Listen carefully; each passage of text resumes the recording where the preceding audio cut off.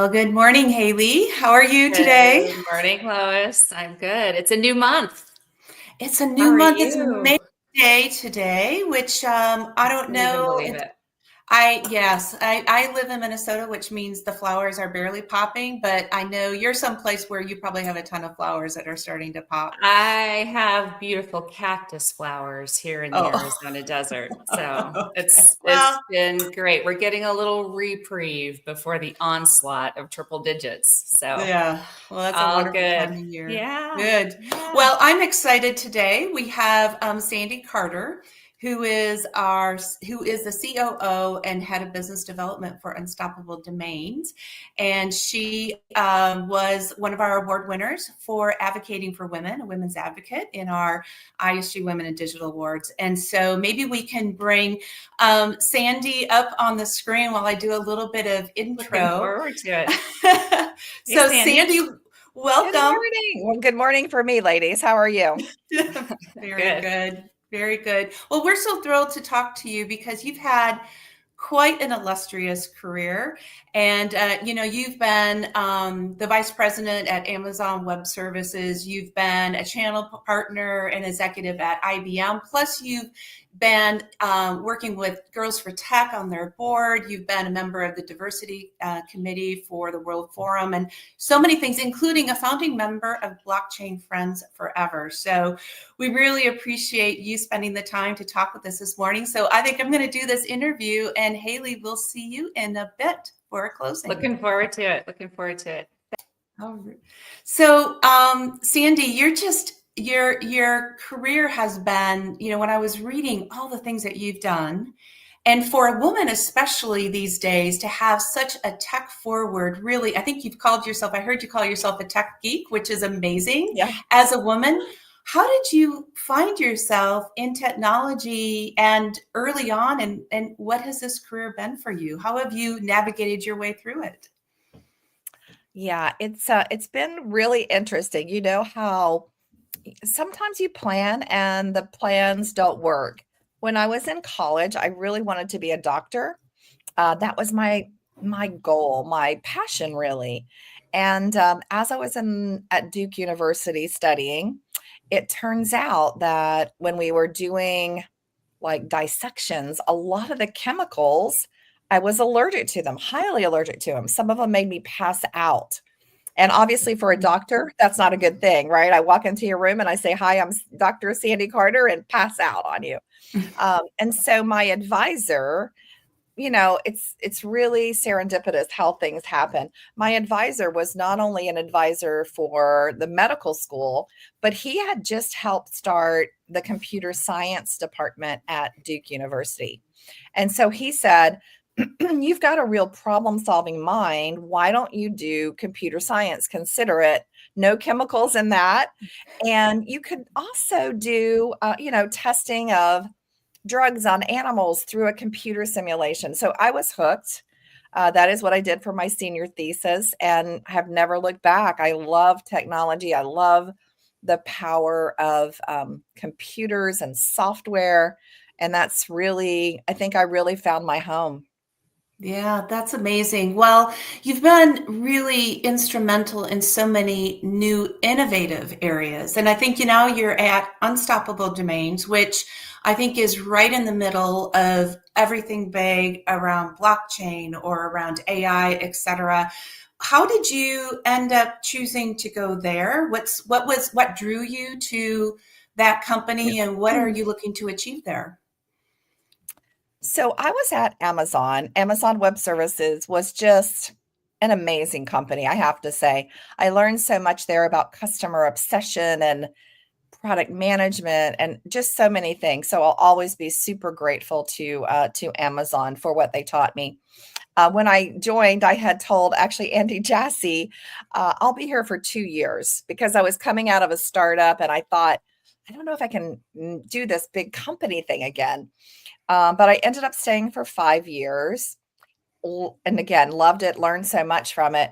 Um, but then I started exploring new tech. A lot of my career has been emerging tech. And I was looking at the newness of blockchain and the power it had. I got a chance to explore it some at AWS.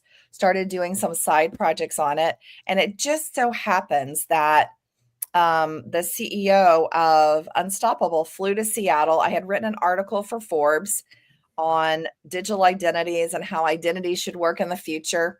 And, he came up and said, that's what we're doing. If you want to be part of the future, come over here. And at the same time, I had this other genius CEO named James Scarpa, who was the CEO and founder of a company called Altair AI. And he said, come join my board. I really want you on my board. And at the time, you could not be on a board at AWS. And so it was really like the perfect storm. I could be on this amazing board with a leader I admired and work for a company that was doing cool stuff in emerging tech. And voila, that's how I ended up where I am today. Wow, it's an amazing story. And to be in the forefront of it and to have a vision, that's the thing that, and you've written a book, and the name of this book is called AI First, Human Always. And that really struck me because, today I think there's such an emerging capability and technology that is surrounding us and impacting us, whether it's at work and how you utilize it, or whether it's at home and what it's enabling you to do. But I think, there's some people look at it as this exciting way to, jump forward and do more. Others are a little bit, concerned about it. What does this mean? Is it going to take my job? But you said AI first, but human always. And I wonder, what was it that, kind of spurred you to write that book? Who were you thinking about when you were writing that book? What's the messaging that you're trying to bring forward?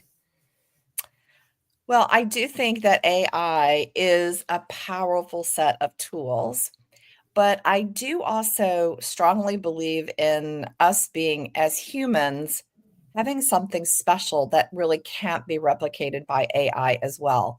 And I really believe companies who combine the strength of AI and humans will be those that win in the end game. We're already starting to see it now, right? Where companies are like, oh no, I'm going to have AI do that. And then they have to retract it because they need a human in the loop. They need that humanity that's there too, that double check. And this has happened from healthcare to manufacturing to marketing. I just think having a human in the loop is super important.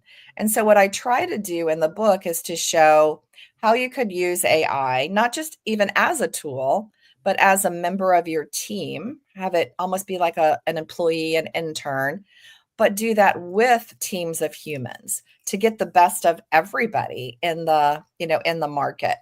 And so far, the book's done really well. People get that. And I do think, again, I've got lots of examples in the book where companies are doing that. And that's where they're getting the most value and the most power for AI.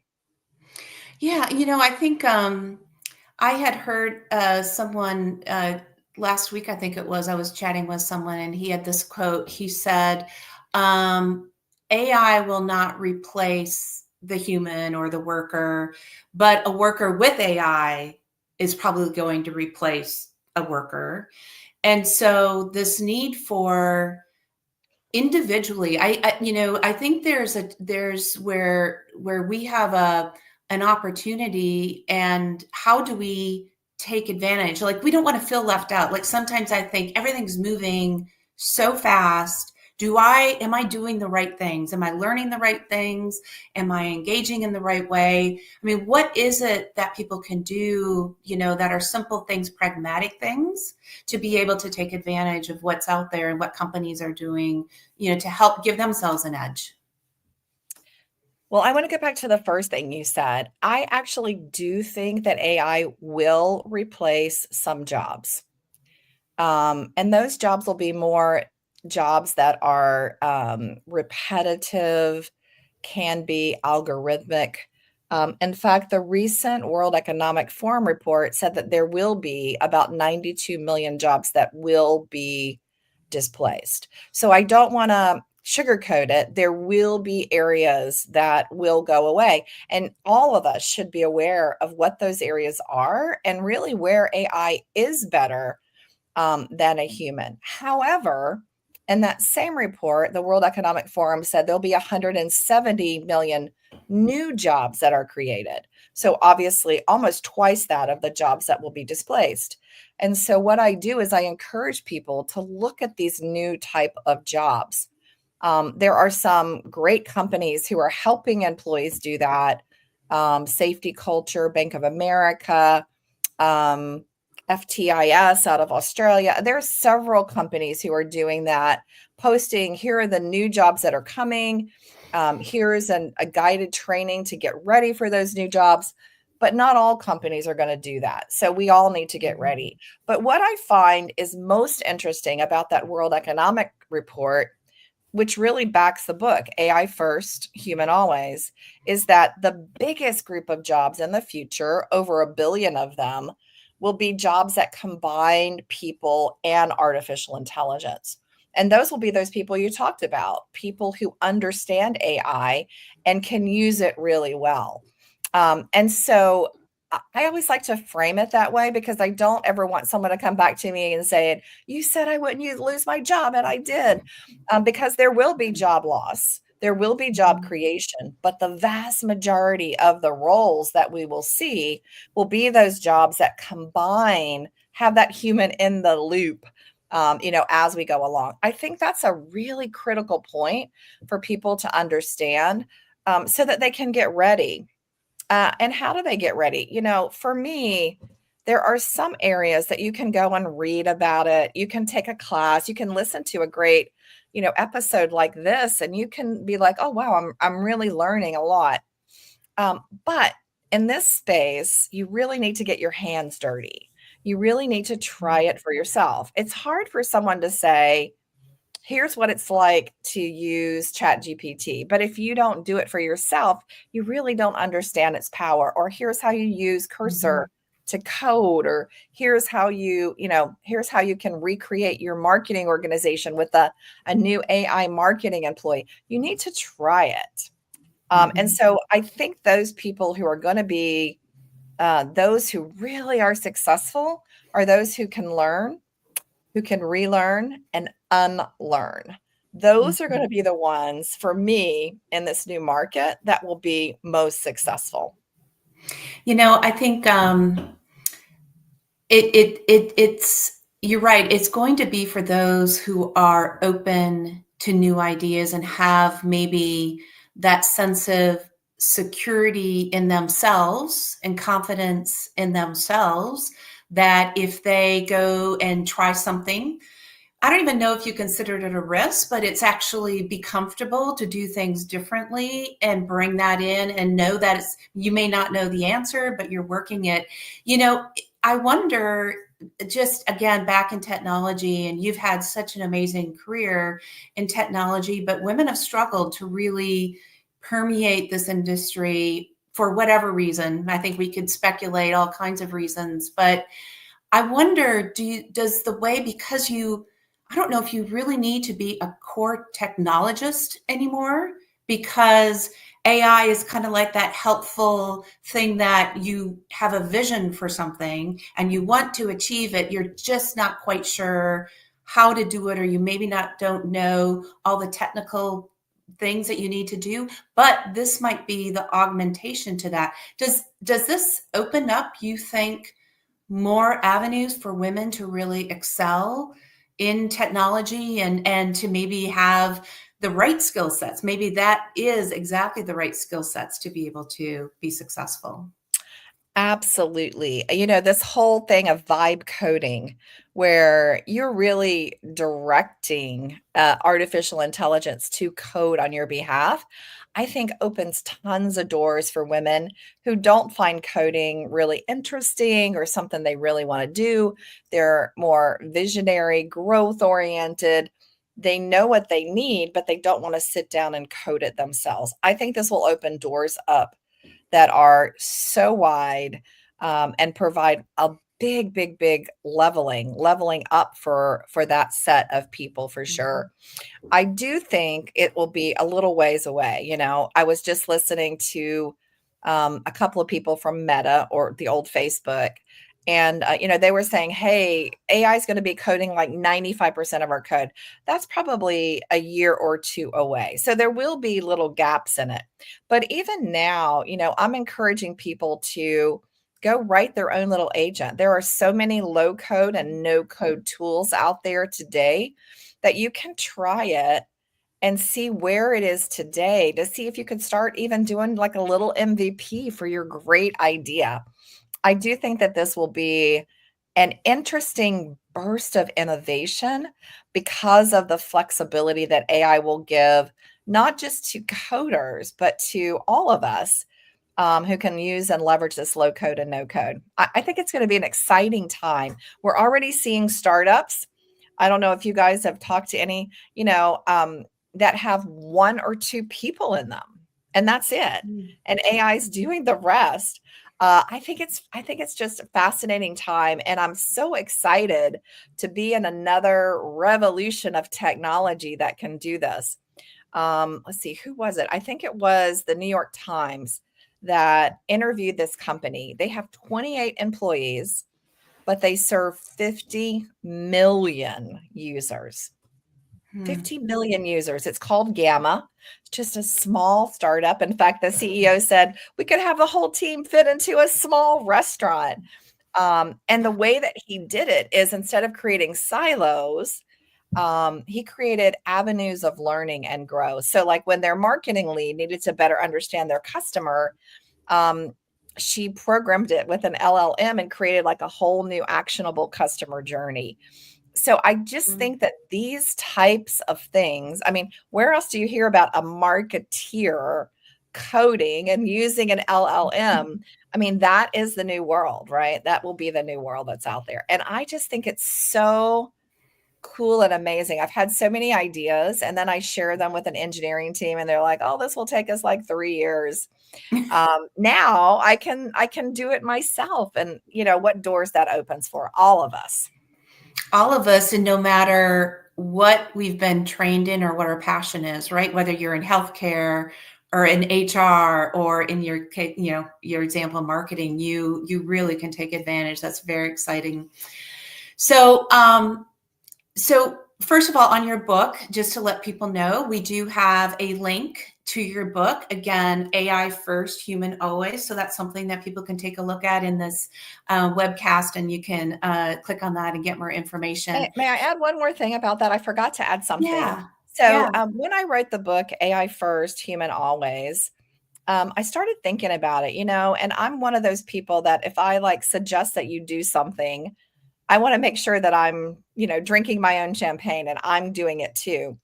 Well, in publishing, and this, in publishing, you've got to have pens down like 9 months before the book gets out there. And this space, like you said, it's moving so incredibly fast. So what I decided to do is to write an AI agent that goes along with the book. And so everybody who gets the book also gets this AI agent.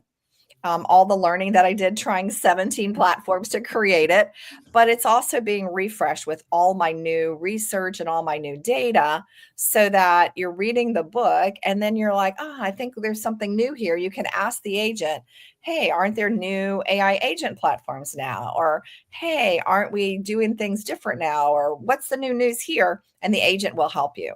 And so I thought that would be a really cool thing. It turns out that I am the first book with an AI agent, which I'm super proud of. Wow, that's really, talk about innovative, but, it's also a way, as you said, to see the application and to experience, and for the readers to experience. That's a really fantastic way. I think, yes, now I'm definitely, I have it on my list. I was going to go get it. I was hoping to do it before our interview, but now it's hit the top of my list because I want to see how that works. Awesome. Great. Well, I have one question for you. So one of the things that we do in this series is we ask our prior guest to come up with a question for our next guest. And Erin Peters was our prior guest, and she has a huge market presence as well, a big brand out there. And it's part of who she is, where she is she built a company, something very small. She's really been driving it, lots of writing, lots of travel, and her company is her, right? It's who she is. So she has this huge presence out there that she's continuing to build. But she kind of noted, as she looked at your career, you've done so much working for big brands in big executive positions where, when you work for those brands, you kind of need to take on the persona of that brand. You're representing that brand, and you need to really advocate for them. But through that journey, you've also been able to keep your personal brand, what's important to you. You didn't lose yourself, I guess, in those companies. You kind of maintained what's important to you. How did you do that? Is there a secret sauce to that, or how do you advocate to be able to keep who we are and really make sure that we can keep our brand out there as well?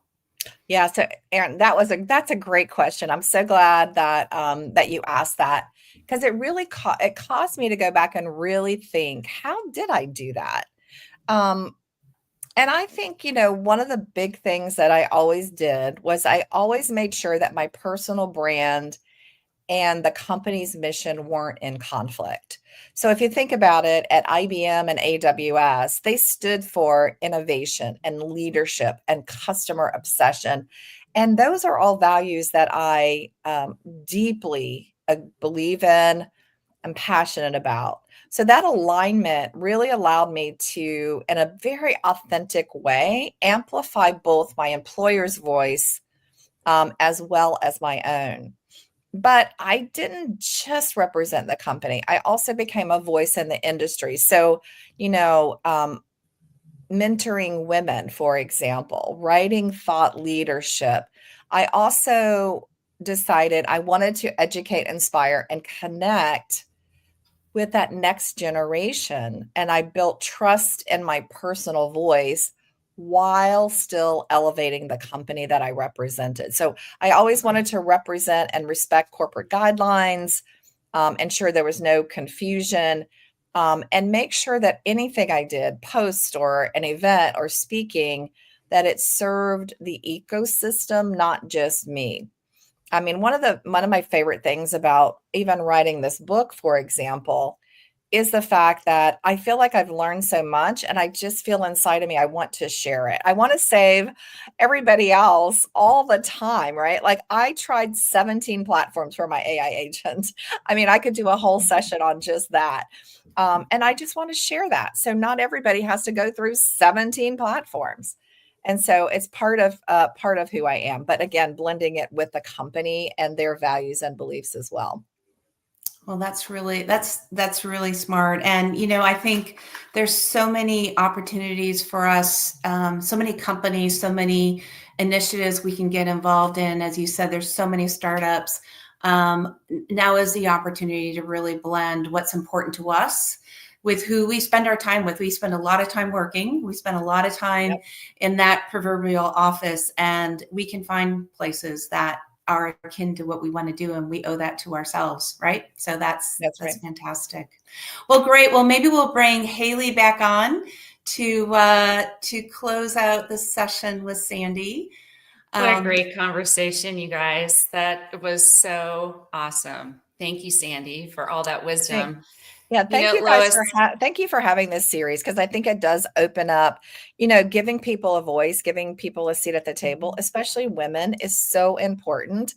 So I do want to make sure I thank you and ISG for ISG for doing that, because I don't think everybody grabs that voice, has that voice, and so you making space, you're having a big impact. So thank you both for doing that.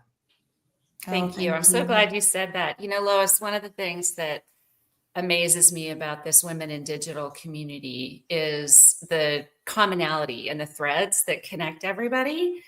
And I love this thread of lifelong learning. You know, Sandy, when you were talking to us about your career journey, you so many times talked about the things that you had the opportunity to learn in each of the different roles that you've had.